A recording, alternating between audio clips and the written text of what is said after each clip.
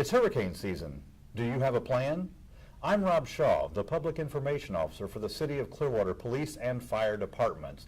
Joining me today is Assistant Chief Jevon Graham of Clearwater Fire and Rescue, who's also in charge of emergency management for the entire city of Clearwater.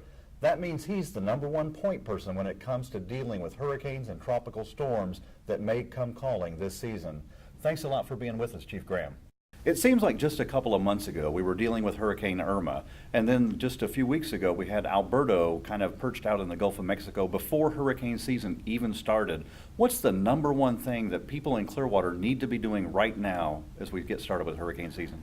Well, we want to make sure one of the primary things people know is know their zones, know their evacuation zones. One of the primary things that people need to be accounted for or be aware of is the flood surge and how high the waters can actually get, which is where the zones are based off of. So knowing your evacuation zone and what your plan is going to be will be one of the primary things you need to know.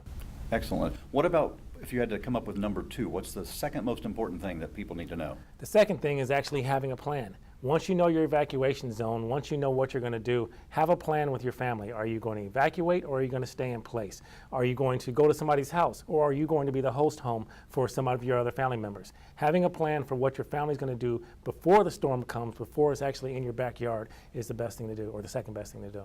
I know a lot of people, when a hurricane comes calling, they want to think about a shelter, going to a shelter. I know during Hurricane Irma last year, we saw that shelters in Clearwater were just packed with people. Talk a little bit about how a shelter is kind of a thing of a last resort and shouldn't be #1 on people's list. That's correct. A shelter is basically a lifeboat. They only account for about 10 to 15 square foot per person in a shelter. It should be your last resort. The primary thing is try and find somewhere safe out of the area, away from a shelter or someplace that's either a hotel or a relative's home, out the state even. Shelters should be one of the last things. They're uncomfortable. It's not guaranteed that they'll have power. It's just basically a lifeboat to keep you through the storm. Right. As government workers, we know what our role is when a hurricane is knocking on our doorstep. Talk a little bit about how that same role responsibility can translate to a homeowner. Having a role with your family is just as important. You need to know, are you going to be the host family for your home, and are you going to have to take care of some family members that come to stay with you?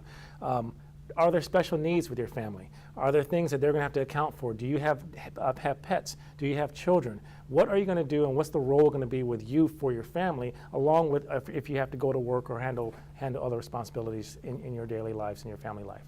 And if people think about those things now, there's probably a lot less stress than there is, when you have maybe something a couple of days off your shore. Is that correct? That's correct. Thinking about it now, having a plan now, knowing the role with your family now, as opposed to when a storm is a couple of days away or 24 hours away, when the stress is extremely high, is the last time you want to think about it.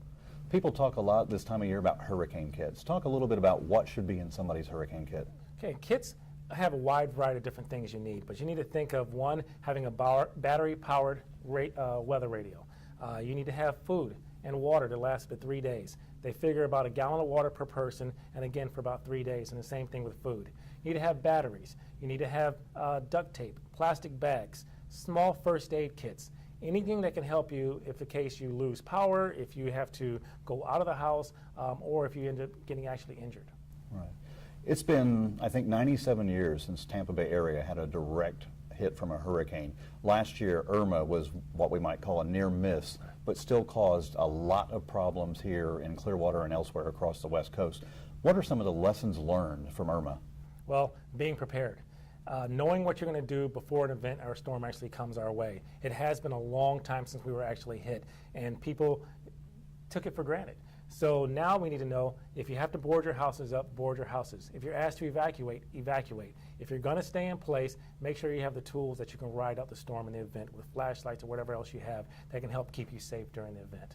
What are forecasters saying about this year? They expect this year to be just as busy, if not busier. They've already had Alberto, which was pre-actual hurricane season. We're expecting another 15 to 17 active named storms with another 3 to 4 that hit landfall. Where they hit, we don't know, but it only takes one to hit our area. Right. These have all been really great and important tips for residents. If you had to just kind of boil down to 3 bullet points for Clearwater residents as we get into hurricane season, what are the most 3 important things that people need to know? Know your plan, know your zone, and know your role.